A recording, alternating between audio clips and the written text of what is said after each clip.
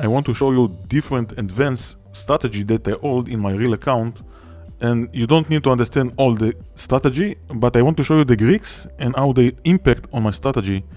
And of course I will teach you later on when we go forward into the courses. And I create the strategy on the crude oil.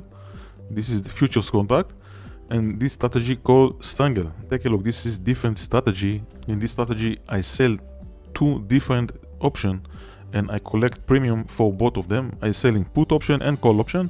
I don't want to get to the details of how I do this because this is complicated, but I sell put option and call option with a different strike, which give me a range here and a probability to profit in all of this area.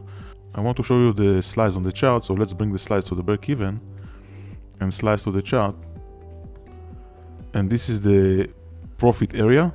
In all of this area I will profit, and this is the expiration. And I want the price of the crude oil remain in this area. As long as the price remain in this area, I will profit. And if the start go up or go down, I start to losing money, which meaning I want the underlying assets, in our case the crude oil, I don't want movement in the underlying assets. So the meaning of this, that I want to be delta neutral, almost delta neutral on my position. And if I bring the slides to the price now, so this is the price now, I'm bearish, little bit bearish on this position, but I open it in delta neutral. When I open the position, the delta was here, 0. And of course there is movement in the underlying assets.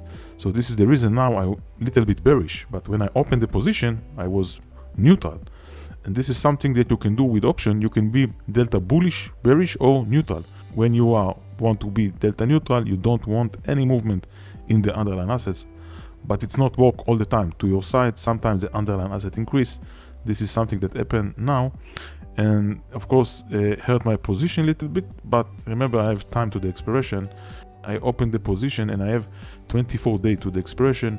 And if the price of the crude oil remain in this area and also in this area on the chart, I will make the maximum profit 1,000. Take a look at how much.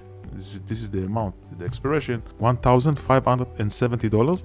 I don't know if I hold this position until to the expiration because I need to considering many other things. This is something that I can do. I can close this position if I profit $500 or $1,000. I don't need to wait to the expiration. But this is something that I want to know, the delta, and the delta can increase. Take a look what happened to the delta. The delta increase if I move the slides, and if the underlying asset move, the delta also change, and this is something I need to manage and deal with when I manage it with the Greeks. If I want more delta or reducing the delta, I can add more position and change all the strategy.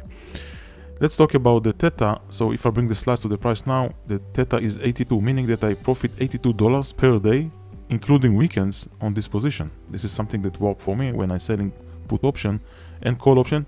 I profit double. So I profit from the call option that I sold.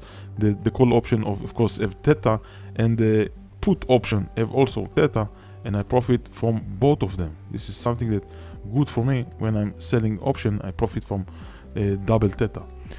The implied volatility is something that work for me if the volatility decrease.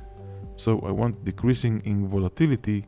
If the volatility decrease by 5%, for example, this is can bring my T+0 line to the profit area, and of course I will profit from this.